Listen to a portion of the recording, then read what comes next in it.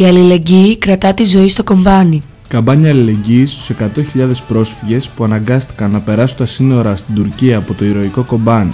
Πρόσφυγες που ζουν στις σκηνές εδώ και 2 μήνες, περιμένοντας το τέλος του πολέμου, ώστε να επιστρέψουν μια μέρα ελεύθερα στον τόπο που γεννήθηκαν. Στην καμπάνια αλληλεγγύης συμμετέχει και το στέκι πολιτικής, πολιτισμού και αλληλεγγύης Καρντελέν. Λέμε ναι στην έκκληση των γειτόνων μας, συγκεντρώνουμε στο στέκι Καρντελέν τρόφιμα, είδη προσωπικής υγιεινής και φάρμακα μέχρι τα τέλη Δεκέμβρη, καθημερινά μετά τις 3. Αναλυτικά συγκεντρώνουμε όσπρια, ρύζι, ζάχαρη, παιδικό γάλα, κρέμες σε σκόνη, παιδικές πάνες και σερβιέτες.